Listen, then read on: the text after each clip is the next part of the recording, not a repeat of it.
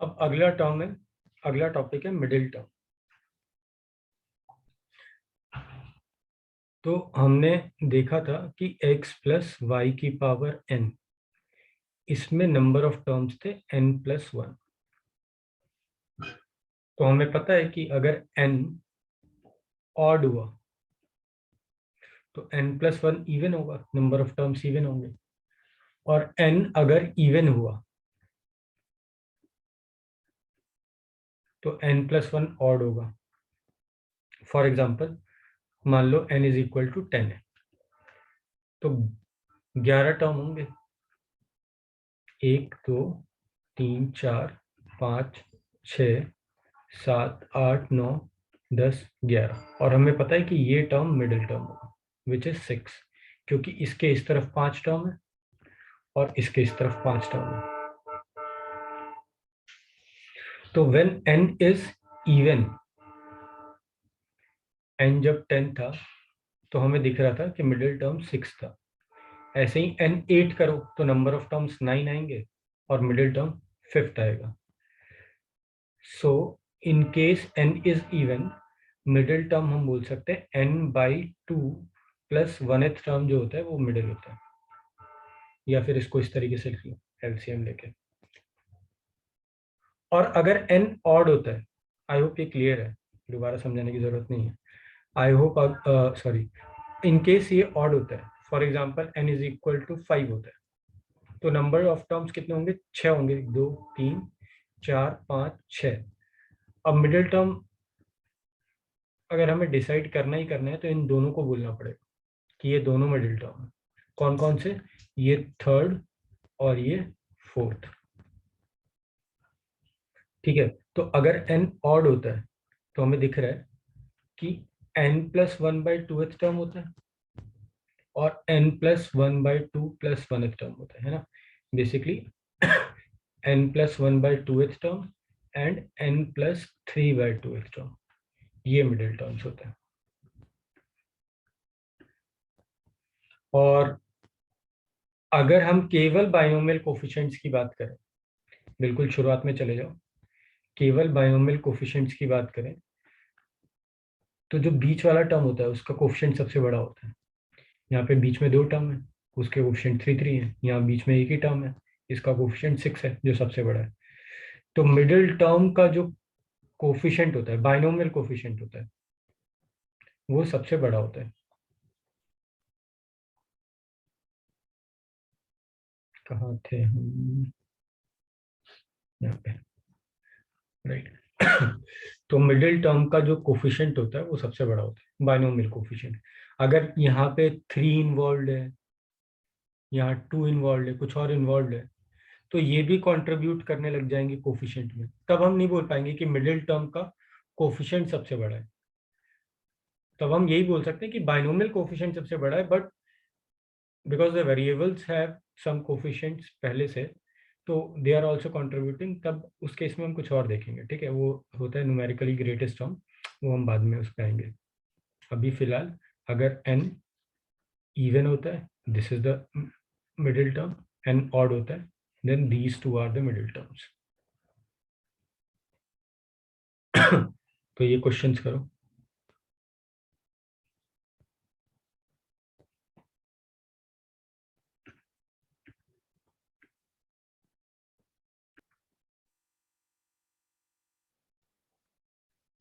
यहाँ पे total n even है, तो मिडिल टर्म हो जाएगा 14/2 प्लस 1th टर्म, यानी t8।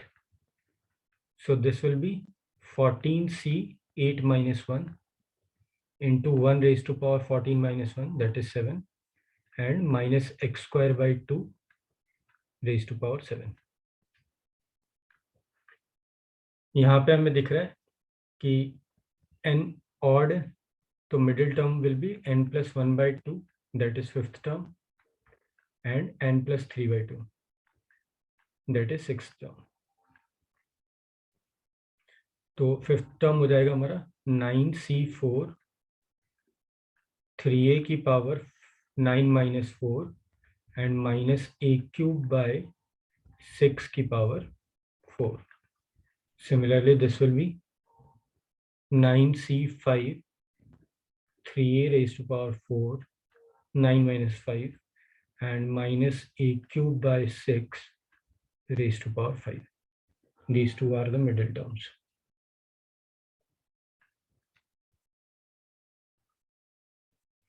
अब कुछ ऐसे सवाल आएंगे कि भाई टर्म कंटेनिंग, मतलब ऐसा कुछ एक्सप्रेशन होगा और बोला होगा कि टर्म कंटेनिंग x की पावर 2 बताओ, है ना। तो क्वेश्चंस के थ्रू ही देख लेते हैं। ये क्वेश्चन करो।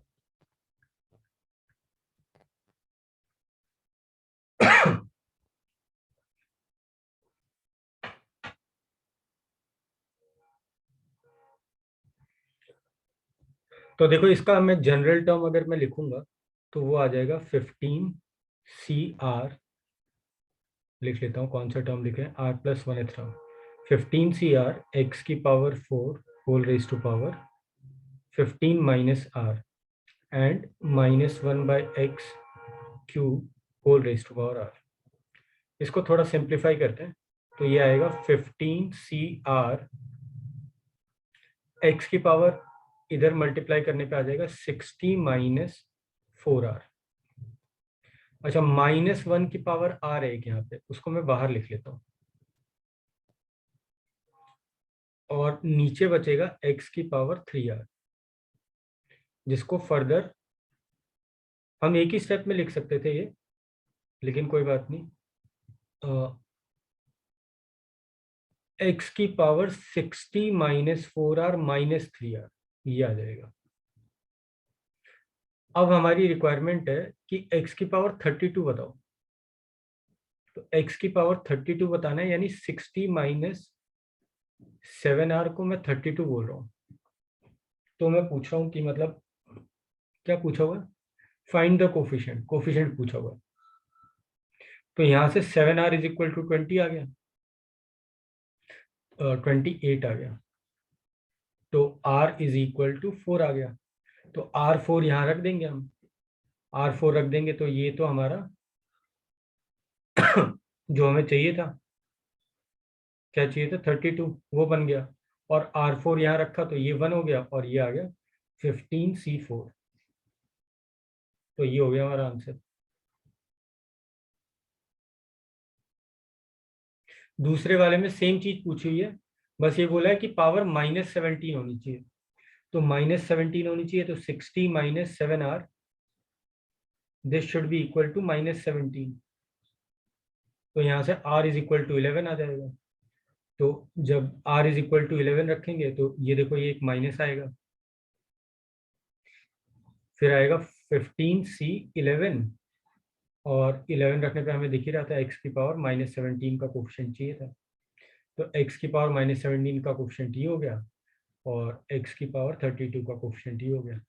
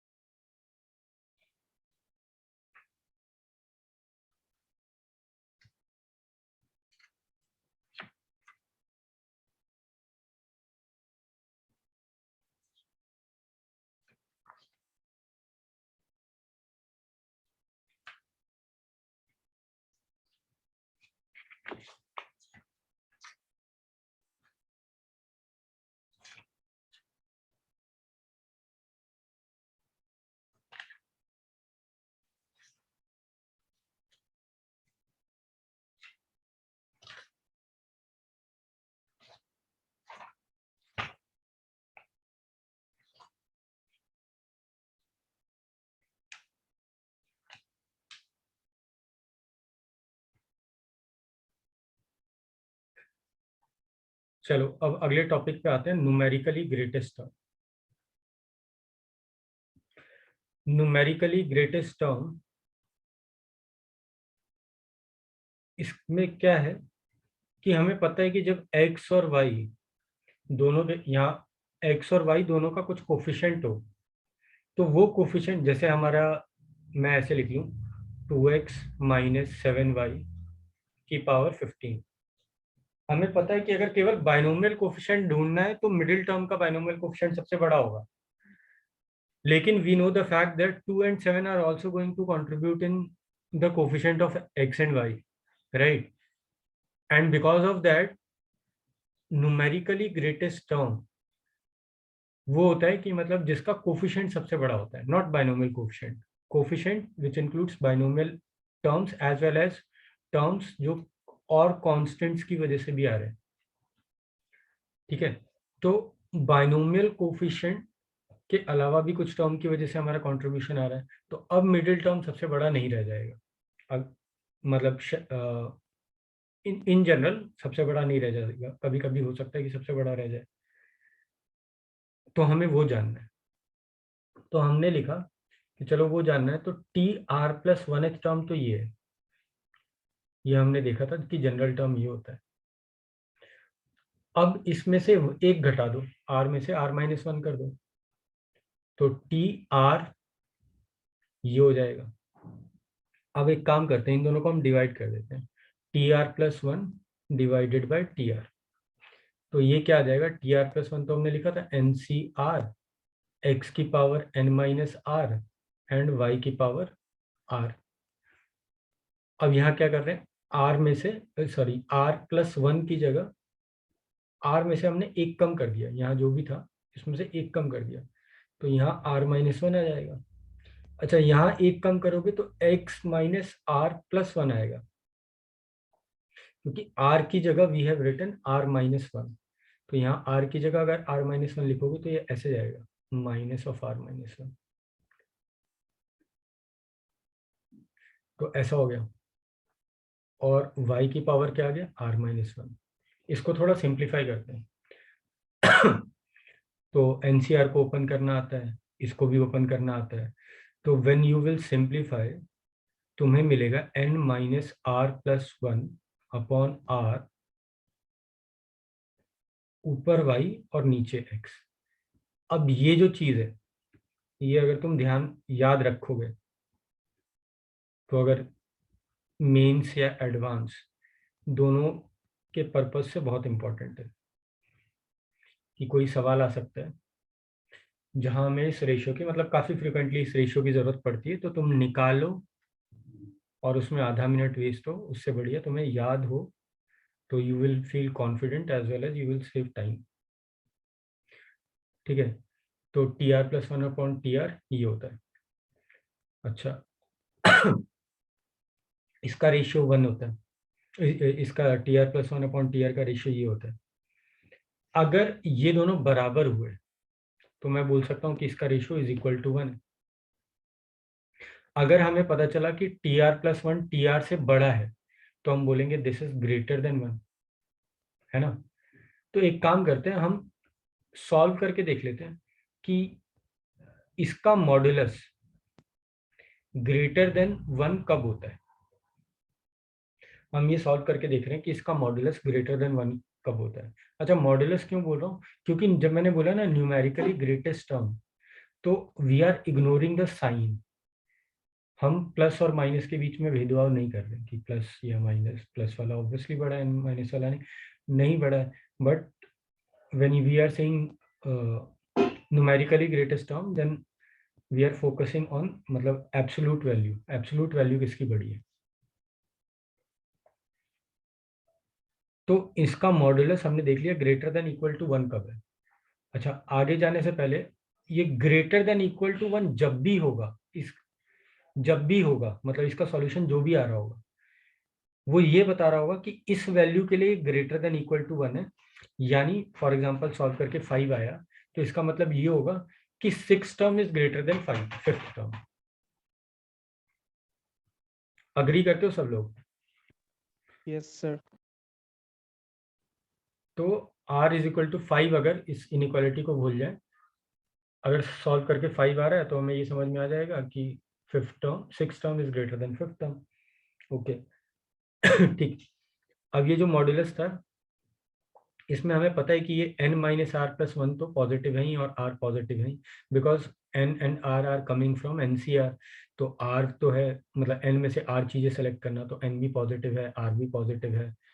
और n जो है वो r से बड़ा या बराबर होता है, तो n minus are plus one ये पॉजिटिव ही होगा। ठीक है, तो जो पॉजिटिव या नेगेटिव चीज हो सकती है वो y और x हो सकती है। तो हमने मॉडुलस इस पे रहने दिया और इसको हमने सिंप्लीफाई किया, 1 को इधर ले गए, फिर फाइनली हमें ये मिला। ठीक है, अब यहाँ है इंपॉर्टेंट बात कि हमारे पास आ गया सॉल्व करके कुछ ऐसी इक्वेशन आ गई कि मान लो r is less than equal to 5, या फिर ऐसे जरूरी थोड़ी इंटीजर है, मान लो आ गई r is less than equal to 5.3, ऐसा सॉल्व कर गया आ गया। यानी ये बोल रहा है कि ये जो हमने सॉल्व किया है, पहले इस केस को देख लेते हैं, ये दूसरा केस है। ये इसको जो हमने सॉल्व किया है ये तब तक सच है जब जब हम r जो है 5.3 से छोटा रख रहे हैं। तो फॉर एग्जांपल हमने r1 रखा तो सच है, यानी 1 रखा तो क्या मिल रहा है, t2 जो है वो t1 से बड़ा है। जब मैंने 2 रखा तब भी सच है, तो 2 रखने पे क्या मिल रहा है, ये चीज ये है, दोनों चीजें पॉजिटिव है, सो आई कैन क्रॉस मल्टीप्लाई। 2 रखने पे क्या मिल रहा है कि t3 जो है वो t2 से बड़ा है। 3 के लिए भी सच है, 4 के लिए भी सच है, 5 के लिए भी सच है ना। और इक्वालिटी कब आ रही है, इक्वालिटी 5.3 पे है, तो लेस देन 5 के लिए तो less than is true, sorry, equality 5.3 के लिए,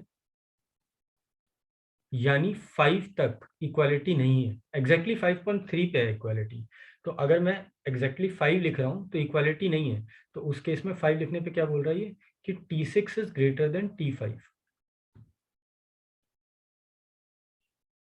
ठीक है, और उसके बाद 5 के बाद अगला इंटीजर कौन सा है, 6। 6 के लिए इसने सच बोला नहीं है, इसने बोला 6 के लिए ये ट्रू नहीं है, यानी t7 is greater then t6, ये गलत बात है अकॉर्डिंग टू दिस रिजल्ट। तो यहां से ये क्या साबित होता है, ये साबित होता है कि यहाँ पे 6 टर्म जो है वो सबसे बड़ा है। अग्री कर रहे हो,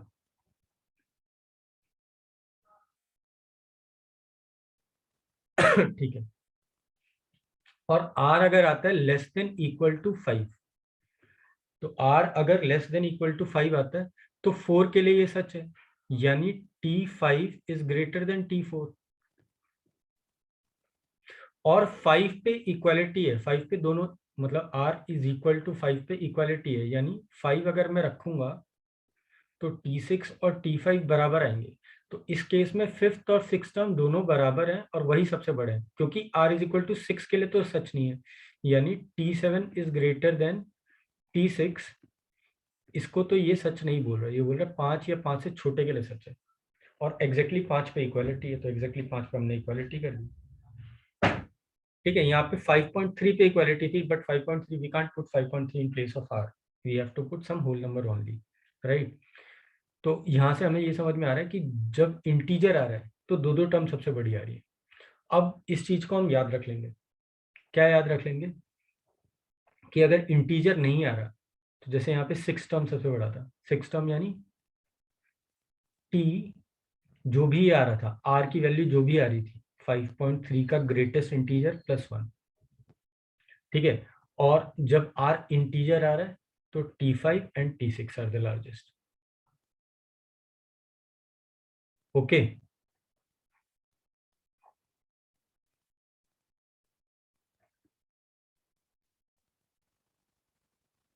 तो अगर ये इंटीजर है और मान लो इंटीजर m आ रहा है, तो tm and tm+1 are numerically greatest terms.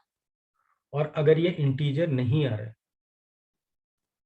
तो ये केस में समझाया हुआ है, जो मैंने समझा दिया,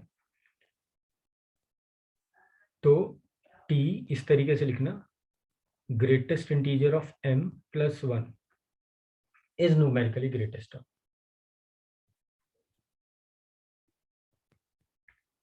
ये मैं अपलोड कर दूंगा, तो अगर कुछ मिस हो रहा है अपलोड कर दूंगा, मतलब वीडियो के नीचे लिंक में, डिस्क्रिप्शन में लिंक होगा, वहाँ अपलोड कर दूंगा, तो छूट गया तो कोई बात नहीं। Find the numerically greatest term in the expansion of this. अब यहाँ देखो ये 3 इन्वॉल्व है, ये 5 इन्वॉल्व है, x की वैल्यू भी दे रखी है कि ये है।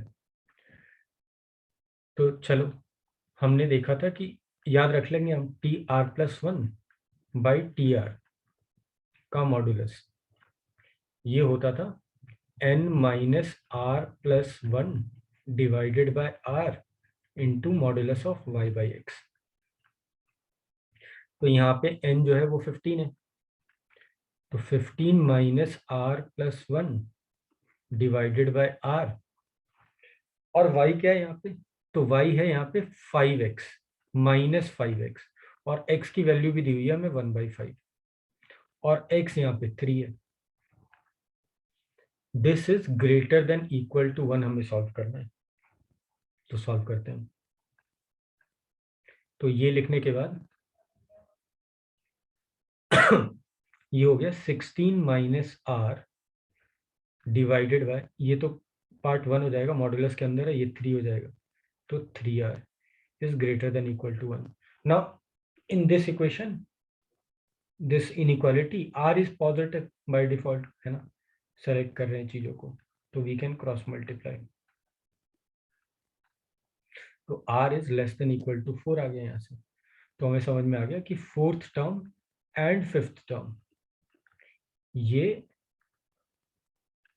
जो गिवन क्वेश्चन था इसमें न्यूमेरिकली ग्रेटेस्ट टर्म है, तो वो निकाल लो कि वो कितने कितने आते हैं।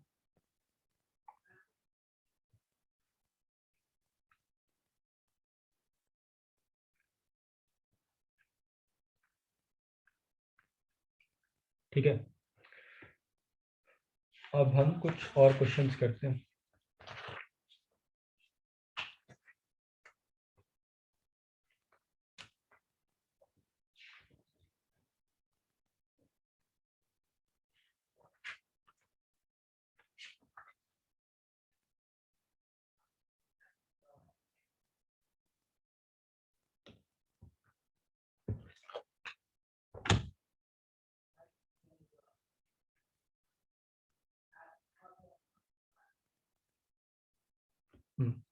चलो यहाँ लिखता हूँ। ठीक है, ये न्यूमेरिकली ग्रेटेस्ट पढ़ने के बाद लिख रहा हूँ, तो तुम्हें यहाँ मिलेगा सबको, इसलिए बता रहा हूँ क्योंकि नोट्स जो मैं अपलोड करूँगा उसमें ऊपर नीचे होगा।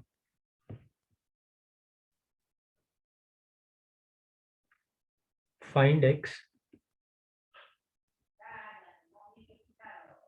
for which the fourth term of expansion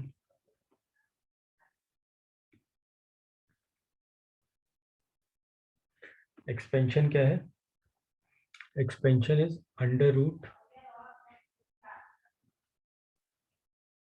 x की power 1 plus log base 10 x की पावर -1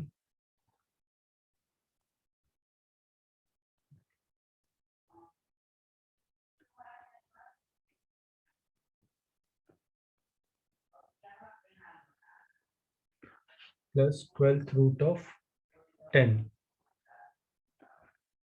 की पावर 6 is 200।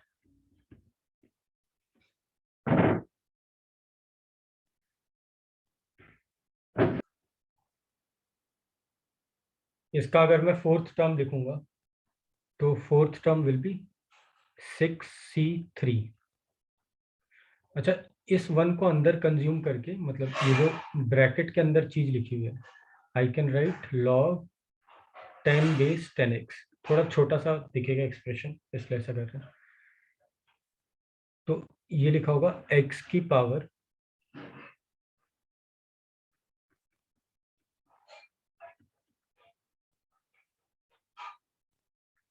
क्या लिखा मैंने, 6c3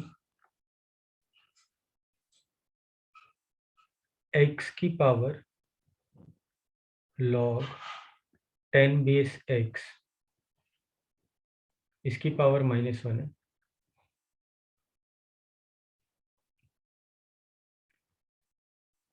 इसका अंडर रूट लिया हुआ है, इसका क्यूब प्लस 10 की पावर 1/12 है, तो 3/12 आ जाएगा।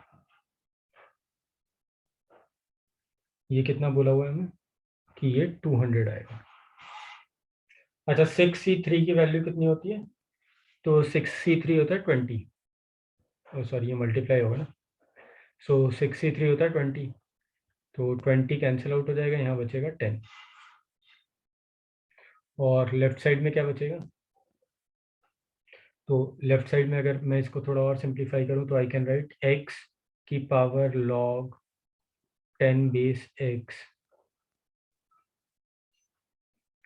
की power -1 whole raise to power 3/2,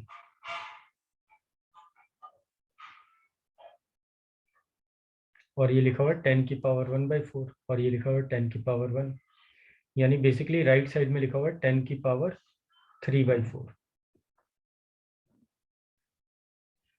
और लेफ्ट साइड में ये सेम चीज लिखी हुई है, ये वाली चीज लिखी हुई है ब्रैकेट के अंदर वाली। अब एक काम कर लेते हैं, log 10 बेस पे दोनों साइड log ले लेते हैं, तो राइट साइड में आ जाएगा 3/4, और लेफ्ट में आ जाएगा log, यहाँ बेस 10 है, यहाँ x की पावर log 10 बेस x की पावर -1, और इसकी पावर 3/2। अच्छा, ये पूरा का पूरा 3/2 तो बाहर जा सकता है log से, तो we can write 3/2 multiplied by, अब जो मैं लिखूंगा log 10 बेस x की पावर समथिंग, ठीक है ना? तो ये जो समथिंग है ये भी पूरा बाहर आ सकता है, इसको 10x लिखा था ना हमने, तो ये पूरा जो समथिंग है ये भी बाहर आ सकता है, तो ये बाहर आएगा क्या? 1/log 10 बेस 10x, तो इस पूरे समथिंग को हमने बाहर ले लिया,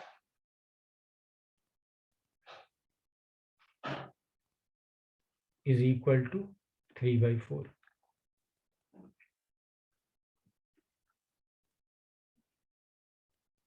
अब ये लिखा हुआ है, इसको सोचो, ये t लिखा हुआ है, तो ये लिखा है t डिवाइडेड बाय, अच्छा इसको देखेंगे तो ये log 10 प्लस log x, तो ये 1 प्लस t लिखा हुआ है,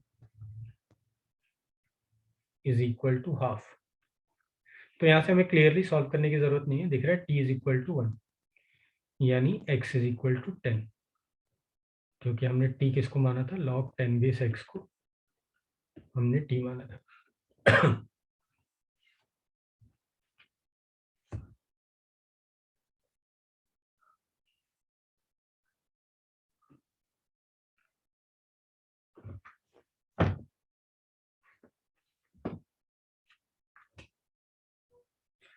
चलो एक सवाल होमवर्क के लिए लिख लो कि फाइंड, या भी करो, find term independent of x in x plus 1 divided by -x की पावर 1/3 प्लस x की power 2/3 plus 1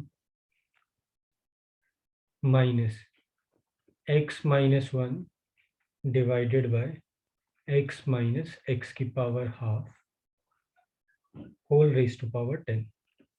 term independent of x यानी x की पावर 0 का कोफिशिएंट।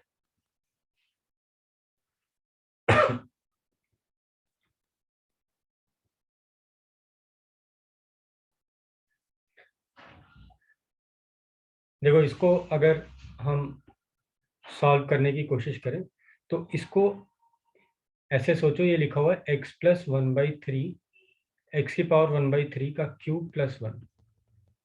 तो तुम्हें दिखेगा ये सारे टर्म्स ये फैक्टराइज हो जाएगा और ऊपर बचेगा x की पावर 1/3 प्लस 1। ठीक है, इसको अगर मैं a cube plus b cube के फॉर्मूले से खोलूंगा तो नीचे वाला टर्म यहाँ पे आएगा x की पावर 1/3 प्लस 1 और यहाँ ये नीचे वाला टर्म आएगा, तो कैंसिल आउट हो जाएंगे। सिमिलरली अगर मैं इधर से x की पावर हाफ कॉमन ले लूँ तो बचेगा x की पावर हाफ -1 और ऊपर वाले को हम लिख सकते हैं x की पावर हाफ -1 इंटू एक्स की पावर हाफ प्लस 1। तो ये कैंसिल आउट हो जाएंगे और ये कैंसिल आउट होने के बाद इसको डिवाइड करने पे बचेगा -1 प्लस एक्स की पावर -हाफ की power whole raise to power 10। So this is x की पावर 1/3 माइनस एक्स की पावर -हाफ की पावर 10। अब इसका कोई भी जनरल टर्म 10 CR एक्स की power 10 minus r divided by 3 and minus x की पावर आर बाई -हाफ ये आएगा। अब x की पावर 0 का कोफिशिएंट ढूंढना है तो यहाँ x की पावर को कंबाइन करो और 0 कर लो